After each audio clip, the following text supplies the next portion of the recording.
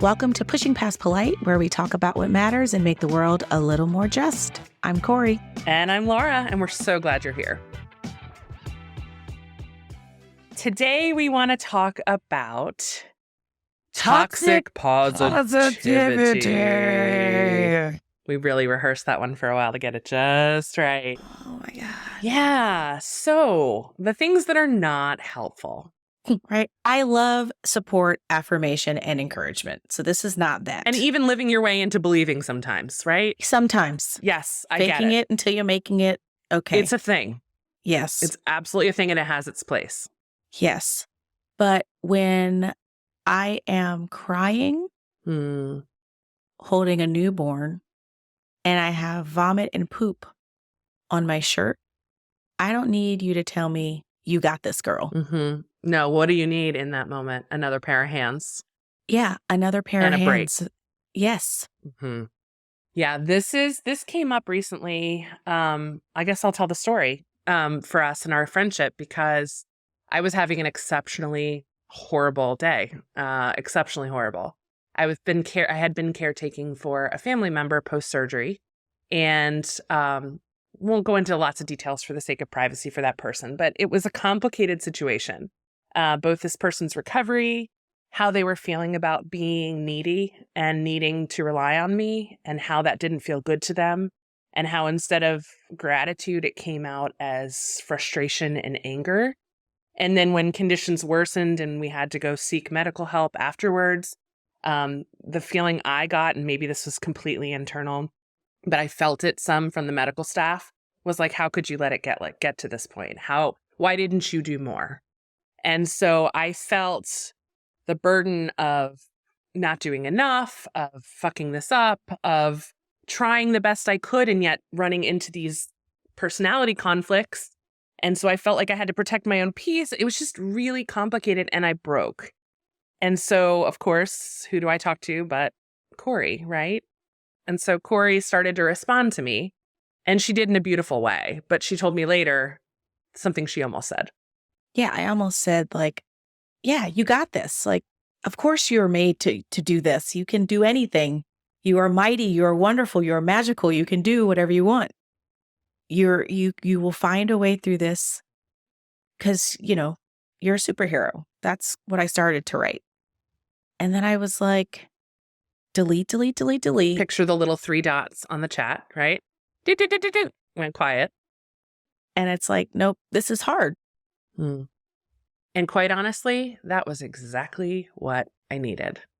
I know that I am capable in some ways. I know that this will pass. I know that, right? I've lived 40 years on this earth. I generally have a sense of seasons and timing, and, take a deep breath. It'll be better in the morning, I know that. And while I know that that would have been coming from a good place, and I would have still felt on some level supported because she listened to me, I so appreciated the acknowledgement that this was hard and that she was just there.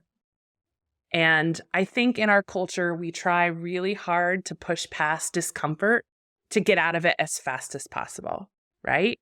When somebody shares something really hard for you, it's, I am so sorry. And then either pivot to, let me change the subject or make you laugh, or share something that I've dealt with that's maybe, you can relate to, just anything to get out of that discomfort. And the truth is that, I needed somebody to just kind of put their arm around and sit down for a little while with me. And that's what Kori did. And that's what a lot of people need. Like, I follow all kinds of random things on social, right? And one of my favorite people is someone who's just like really honest about their mothering journey. And they practice like what gentle type style of parenting, like that's kind of the framework in which they leverage. And they're like, sometimes you need cut that shit out. Thrown in there. A little quick finger snap and get your attention and no more. Hey. Yeah. I've had enough. Right. Like, because why? Because we're humans. Yes.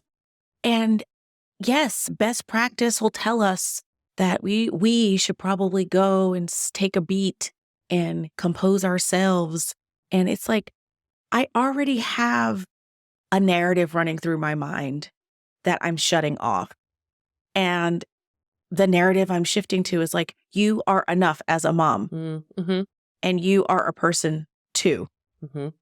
And so just like my 3-year-old sometimes yells in my face and then kicks me in the stomach.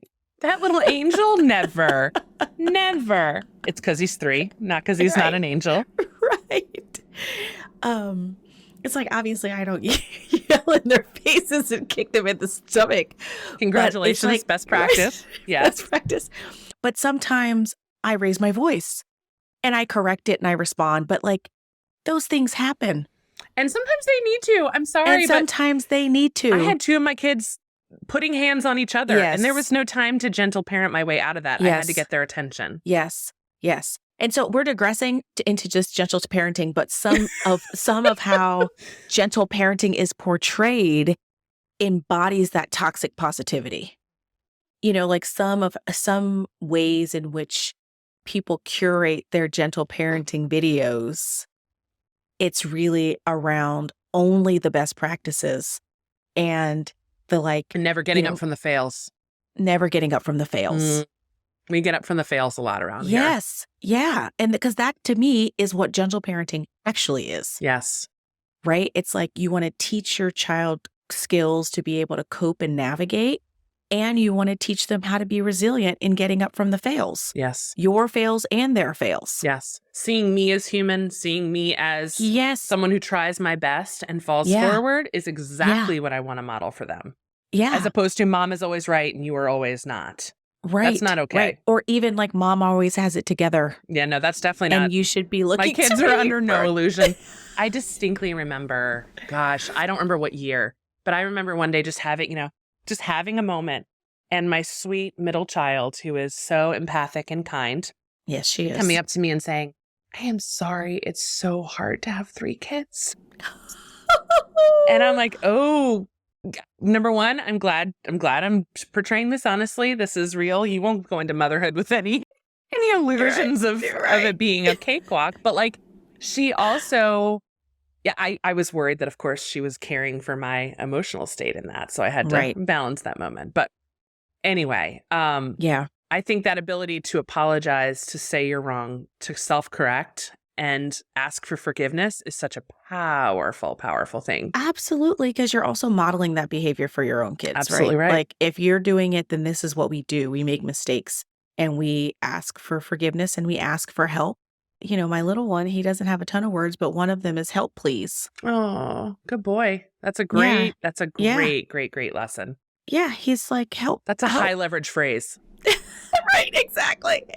My brother's hitting me. I need milk. Help, I'm please. cold. Right, all those. Yes. Yeah. Help, please. Help, please. And I have this poster, this small poster framed in my office that my parents sent me after the first baby was born. And it has like plexiglass, in there. And so it says, "You got this, girl." And when I received it, the glass was broken.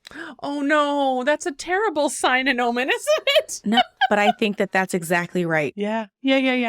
It's like exactly right. It's like, I got this and exactly. I got this and it's hard. Yes. I got this and it can feel lonely. I got this and my boobies hurt. Yes. I got this and I'm overwhelmed. And I'm sitting in that vomit and poop that we just talked about. Yeah. I got this and I just got hit in the face. I got, you know what I mean? It's like, I got this and. Yeah. No, that's really important. Well, that's important for lots of things in life, but this idea of 2 truths being true at the same time, that you can hold space for both. Yeah. Right? That I am powerful. I know I'm a good caretaker, right? For the example that I gave earlier.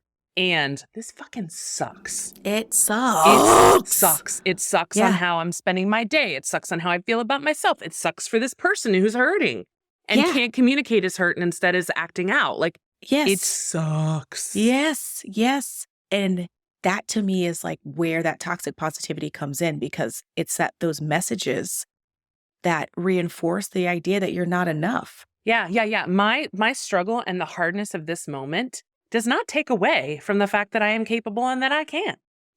Yeah. It's like just because sometimes I'm like, oh, fuck them kids, does not mean I don't love those kids and I would do anything for them kids. Yes, anything. Anything. Yes, both things can be true at the same time. At the same time. And you want to have people in your life, and you want to be that kind of friend, I assume, we all do, that shows up in ways that people need. I will tell you, one of the traps I fall into is less the toxic positivity and more the how can I help and trying to solve and fix. Mm-hmm. And sometimes that's helpful and sometimes that is really not. And knowing the difference is really important. Mm-hmm. Sometimes it's saying to a friend, hey, if you're really struggling, I just want to tell you, I take a low dose anxiety medication that makes a huge difference in my world. I'm not telling you should. I just want you to know, in case that's a fear or there's stigma around that, I want you to know you can talk to me about it. So here's like a breadcrumb, but then I'm going to back off really quick and just tell you this sucks and I'm here for you. Because I'm not telling you what's working for me is working for you, but I also don't want to see you languish either. Yes. You are so cute right now. I appreciate that you think that. Tell me, what is cute? Because you're like, I'm going to tell you about my meds. I'm going to overshare. So you overshare. Would you like me to pull out my list of prescriptions or techniques? No, totally. But I'll tell you, I'm going to overshare, pull back. I hope you're comfortable. Let me know how you're feeling. If not, I'm going to hold up the, what is it, Men in Black thing and take the memory of this entire awkwardness away. Because I goofed. And I do that often. Or the Zack Morris phone of like, freeze time. Should I do this? I'm going for it. The answer for me is I'm always going for it. I'm in. I'm in. But to that end, I cannot, and I know this is lots of things, right? But I'm seeing so many peers of mine really struggling and hitting a wall lately. People, colleagues, friends, people around our age and stage of life. And I think that's a combination of factors, right? I think that's, burnout in workplaces. I think it's this expectation for parents and people who are working as well to do everything at such high levels, right? Your child isn't just going to school and doing okay. They're on the A honor roll and they're in enrichment courses and you're taking them to this and this activity and you're performing at work.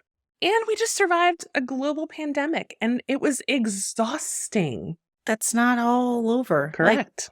We just had COVID. My friends just had COVID. My parents, like my whole family just got COVID over the summer. We just had COVID like at the end of 2022 or leading into 2023. The Bachelor has COVID this week.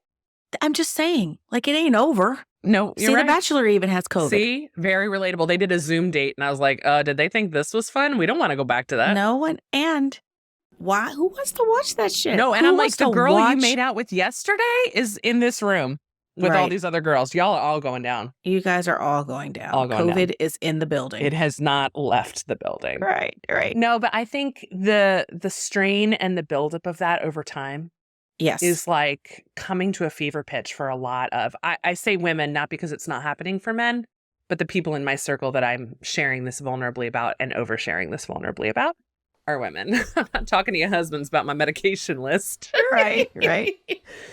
But maybe they need to talk to their husbands about your medication list. Listen, I'll give you a little promo for anybody who needs it. Maybe it's he who needs some low dose anxiety medication. Who does protest too much may need a little pill or two. But I think, again, showing up for people in the way they need is it's a delicate dance, but you kind of can't go wrong with presence. And I don't mean presence ENTS, I mean presence ENCE. Being there with somebody, putting your arm around them, listening without judgment. Yeah, exactly right. Yeah. Like just showing up is so huge and powerful. Mm-hmm. And being a listening ear and being like, I don't know what you need, but I got you. I'm sending you some DoorDash. Okay, so this is a Kori Hamilton life lesson that I am taking away for real. Is you don't wait to say to somebody, like you practically act. not in an intrusive, get in your space kind of way, but you're not like, do you want me to bring the meal? Because here's reality. They probably do. But that's awkward to ask for and say yes, right? Again, the politeness thing, Yes. this toxic politeness. I don't don't know if wanna that's be a real thing. burden. Right. No, even though you're offering, I don't want to say yes. Yeah. So like check your email. There's a gift card. Yeah. Do with it what you need to do. Yes. But I did it. Yeah. I did what I could. Let me know if there's something else. Right. I'm not close enough to go get it, but here. I love that you do that. Yeah. Yeah, a friend of mine who I is very close in my circle, and we share about all that's going on, including this caregiving incident and all these other things. We met up last night because our kids are involved in the same activity at the same time, and we walked for a couple miles together. And she just brought me lunch for today. Oh, that's so sweet. Yep, here you go. Don't need to worry about it. Happy Friday. Like, yeah, I'll that's tell so you, sweet. it's the best gift. I can't wait to eat it today. Can't No wait. kidding. And just savor like the love in that. And the fact that you didn't have to think about it, you could just enjoy it. Oh, the practical need, but more so that like even from a place where she sometimes is pulling from an empty well, she thought, you know what, I'm going to be intentional and do this for you. Yeah, that's so sweet. And just so the record is really clear, I didn't invent this concept. I learned it from a very good friend of mine after I had my first baby. And we were in the pandemic. And you couldn't come over and bring a meal. And we didn't know if it was safe. You couldn't. And so she was ordering things for me and sent gift cards and things like that for food. So I wouldn't have to worry about that because we couldn't really do it. Yep. No, it's genius and it's worth keeping. I struggle sometimes in thinking about logistics with somebody further away, but that's a great way to do it. Love it. So what about if you're in a place where you're struggling and you're receiving toxic positivity? How to respond to that? I mean, I feel like it's one of those, it depends on the situation. We are muting and unmuting plenty because we have a visitor of the toddler variety up in this place, and we love him. He is fine, but we're just trying to keep a recording easier to listen to. Yeah, and of course, it's like he finds some loud toy that happens to be in here. It's playing music. Hulk smash. Yeah, exactly. But there are nuances to this, right? Because depending on where you are in your journey, your ability to set boundaries and all that sort of thing, you're going to be able to manage this differently. But you can interrupt it, and say like, I understand what you're trying to do, but I don't need that right now. Like I appreciate what you're trying to do. I don't need that right now. Maybe it's just ignoring it and getting out of that room as fast as possible. Possibly just like relocating your physical space. And sometimes it's just like walking away, like because toxic positivity can transition into gaslighting. Right. And so now you're wondering because people are being so upbeat and weird, overly positive, and you're like, are my feelings not even valid? Like, is what I'm feeling not what I'm supposed to be feeling? Because everyone's like, why are you feeling so stressed? You're such a great mom. I've seen you. You play with the kids. Like, why? You should be overwhelmed. But I'm telling you, I am. Exactly. Exactly. So, I think there's like some. Hi, buddy. Come hang out with us. I think the nanny is with the little one. No problem. And so he was free ranging. Were there eggs involved? What happened? Yeah. And hey, buddy. I love you. I sent him away, not realizing she wasn't around. No problem. And I didn't mean to do that. No, you come be with us. I want to see you. I want to see you. I love you. Are you having a hard time? I know you can't hear me because mommy has her headphones on, but I love you. Okay. Yeah. Sometimes we just need to curl up, don't we? Yeah, man. That's right on message on today. Brand. Yeah. Sometimes we just need to cry and snuggle and be with somebody who loves us. Yeah. I love that. Yeah, no, I think validating feelings is so important for people who maybe feel like, oh, but it's not that bad compared to other people, or I shouldn't feel this way, or I know my life is good overall, but if somebody needs help, somebody needs help. Be that another pair of hands, be that mental health assistance, be that help with workload, whatever it is. Exactly. And it's like that help It's, again, one of the things. It's okay. He can stay with us. He can stay with us. Yeah, you can stay. We're almost done, baby. Yeah. That help needs, it's like the double side, the help showing up in ways that we need it. I'll go downstairs. Okay. You're going to go downstairs. Bye, love. Bye, baby. Rosie. Um, Rosie. Yeah. Oh, but I have it. hold on. Between dogs and children today. What'd you say? So between dogs and children today, we are batting 1,000. Yeah, really. I'm waiting for a Jehovah's Witness to ring the doorbell next. To ring the doorbell. Mine is the UPS guy who just refuses to read the sign on the door that says, don't ring the doorbell. I think you should warn of an electric shock in the doorbell. You don't have to actually do that. Of course, that's creepy and cruel. But just be like, electric shock will happen if you do this for real. Leave me alone. Leave me alone. I think I'm just going to have to say something to him. Not that he's going to remember. Hey, you, this house, don't do that, please. Stop ringing the bell. Don't do it. My kids are not happy to see you. My pets are not happy to see you. Just stop. No one. Just. I appreciate you and stop it. We don't need to announce. Lord have mercy. Totally unrelated. I used to have the most fun. I worked at the housing office when I was in college. And so I knew all the delivery people. Those were like straight up my people. Oh. Like we would go get drinks. Oh, I love that you knew them and had a relationship. That's so fun. We had a really sweet UPS driver at our last house, and he had a ton of kids and was always seeing us pushing the stroller down the road and telling us hang in there, you know? It was really sweet. Yeah. It was really sweet. All right, so what we need to take away from this is show up and shut up sometimes. Mm-hmm. Yeah, and just like affirm what people are actually telling you they're feeling. And don't try to encourage them to be feeling something else more positive in that moment. Like that, save that shit for a later day, a different conversation. Pump them up another time. Yeah, like let them know that you're there with them in what they're feeling right now. Yes. Yes. And that those feelings are valid and that they should feel them. Yes. And get creative without even asking them. Find out, like, just do something.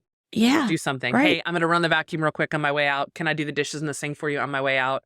Can I send, gift cards in your email? Yeah. For dinner. One of the things I've been doing is when I think about somebody, I just send them a note, a text. Sometimes it's on Zoom, just like, hey, I just wanted you to know that I saw this thing that you did and I thought it was amazing and I really appreciate you. And I just want you to know I saw you. You're wonderful at that. You really are. Or just a message that's like, hi, I was thinking about you today and I hope that you're doing really well. Sending love and energy, positive energy and hugs or whatever. And Chipotle. Can I also say that now that I think about it, this is another step, right? Is that follow-up. Mm-hmm. Right. So we shared that moment. You were vulnerable and raw with me. And I want you to know that I'm honored by that sharing. What moment? No. Sorry. I mean, like if someone, I'm honored by all the moments, Kori. I love you all the time. But someone has shared with you, I'm struggling.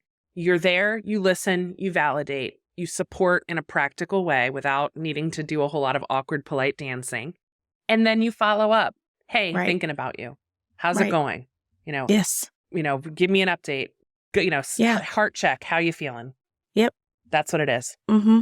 That's what it is. And then it can be a pump up another day. Exactly. Need to get away, say the word. Mm-hmm. I'm picking up your kid today from school off the bus stop. I got this. Right. Yeah. Something. I got this for you instead of you got this for you. Mm-hmm. Mm-hmm. Yes. That's what people need. Yes. They don't need you to tell them that they got this. How about you got this? I'm drowning. Yes. There's a Jim Gaffigan joke about how does it feel to have 5 children. I think it was either 5 or 4, but he's like, pretend you're in an ocean swimming and then someone throws you a baby. It's like that idea of like, I'm underwater. I can't do this. Right. Don't make it harder. Right. I can't do it. That's the whole point of me sharing. Right. You telling me I got it doesn't help. Mm-hmm. How about you got it? How about you go fold those clothes over there? Mm-hmm. Or pick up stuff on the floor. Mm-hmm. Or pick up one extra pizza on Friday night when you're already going home. Or pick up one extra pizza on Friday night. Or say, hey, go take a nap. Oh, what a gift. That's the best shit, man. Nothing isn't better after a nap. Nothing isn't better after a nap. Nap ministry, for real. Yeah. Yes, for real. It is love. That is love for me. Mm-hmm. Mm-hmm. I love it. Yeah. It's like, do the dishes. You got this. Mm-hmm. That's what I need. Sit and read with my kid. I need you to got this. Yes. I don't got this. I don't need you to tell me that I got this. Or Kate McKinnon on SNL, the Dr. WeKnowDis. Dr. We notice. We don't notice. This is not helping. We know that you're struggling. We know this. I've never seen that. Oh my God, it's so funny. Look up Kate McKinnon, Dr. WeKnowDis. Okay. Promise. Super funny. Okay. Anything fun going on outside of this topic? Anything with kids you want to share, or something fun you've been watching, or? Oh, yes. So, we're in this potty training window, and I have 2 boys. And so apparently underwear have penis pockets. What? Oh my God. Do you know what we called them in our house? What? I can't believe I'm saying this. Pika pockets. Pika pocket. Just a whoop. Whoop. Little move it to the side. Pika pockets. Yeah. Pika pockets, penis pockets. We got them. Oh my God. I'm rolling around in here. Pizza in the morning. I'm picking penis pocket in the morning. Penis pocket in the evening. Pocket at summertime. Summertime. When pockets on your body. How do you know all these words? I don't. I'm making it up. Okay, sorry. Okay, so you have little undies with little peekaboos. Yeah, and the older one is like very adamant about like, do those have a penis pocket? He's like, because I'm not putting on undies that don't have a penis pocket. No, that feels restrictive. You need to breathe. Yeah. See, look, my penis out in my penis pocket. Oh my God. Yeah. And one of the funniest differences between the 2 of them is that the little one is like always has shoes on his feet. Like butt naked with shoes. No, he's dressed. Okay. The little one. But shoes need to be on his feet. He goes and finds his Crocs, his sneakers, something. He wants shoes on his feet. And then the older one will come in from outside and be like, "Oh, it's so hot. Take off this shirt. Take off these pants. Take off these socks. Ooh, mama, put this blanket on. I'm cold. Now I'm comfortable. Oh. Warm milk? Oh my gosh. I'd like something to drink. What would you like to? He's all about the sensory experience. Can I have my silk sheets and a little cocktail? Right. Something warm to drink. So cute. Oh my God, I love that so much. They're funny. They are fun. Yeah. And the little one too has also gotten into like wearing things on his face. So I have these pictures with him like wearing these play work goggles, like eye protection. Yes. And so he found some sunglasses that he was rocking the other night. And I was like, we're not Jay-Z and Beyonce, okay? Like, it's 7:00 in the evening. It's dark outside. Why do you have shades on inside the house? Let's get this party started, Mom. Let's get this, but basically. And he throws his hand in the air and lets the beat drop. I love it. I love it so much. Yeah. He's adorable. Mm-hmm. He's so cute. He's so funny. So what about you? What about your kids? Let's see. We are always on the hunt for, what? Tell me. Tell them about your interior designer. My interior design. Oh, my sweetie girl. My middle daughter loves to design things and loves miniature anything. So she takes recyclables of all types and makes little rooms and little things and little dresser. It's amazing. And a little washing machine. I'll have to put a picture or 2 up. It's so cute. Mm-hmm. But she took a shoebox, cut out a little hole, popped in a plastic container. So it's like a terrarium window thing. She did LED fairy lights along the top. She decorated it like a dorm room. She tells me. She put wallpaper up. Wallpaper. There's a bedding. There's a neck pillow on the bed. All from like napkins and paper and markers. And the girl just loves to craft. She's incredible. Super, super cute. So that's one story. Pivot, new story. We're always on the hunt for something fun to watch as a family, especially a series. And I took a risk and went with Babysitter's Club on Netflix, which is not new, but was new to me. I was like, oh my gosh, I loved these books. This is so much fun. They do a lovely job of tackling topics and issues. Nice. And it's been so fun to like pause the show and then say like, okay, how would you handle this? Yeah. challenges between friends, challenges with families, blending families, and a mom getting it. Well, thankfully, we don't need to worry about that at this point. I plan on sticking with their daddy for a good long time.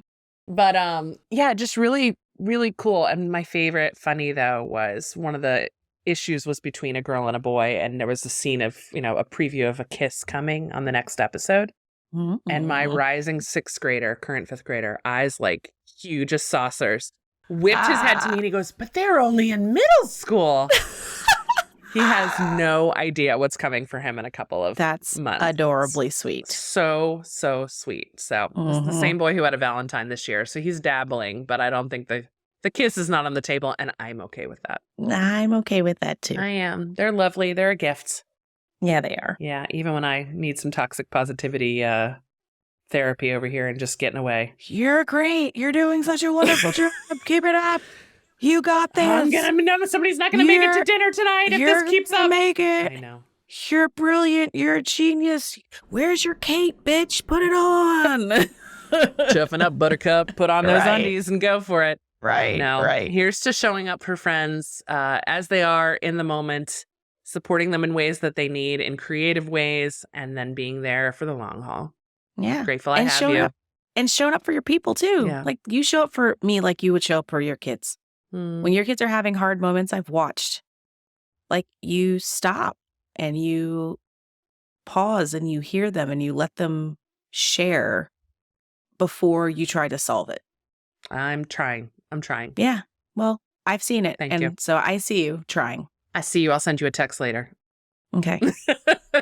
Thank you. Thanks so much for listening to Pushing Past Polite. We wanted to call out some of the great reviews we're getting online, and we're so incredibly grateful. So just wanted to read one from Mulligan for Life, and that's Lyfe, because he or she is super cool.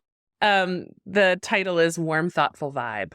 Oh, how I wish this had come out a year ago. Us too. The connection between Kori and Laura and their focus on what matters makes me feel like I'm at happy hour with my girls. Can't wait to get into the meat of working for justice. Thank you so much for that sweet review. And we would be very honored if you'd take a minute and rate and review us on particularly Apple. It helps people find us. Yeah. So we can spread the antidote to toxic positivity across the world. Thanks so much. Thanks for joining. Tune in next time. Bye. Bye.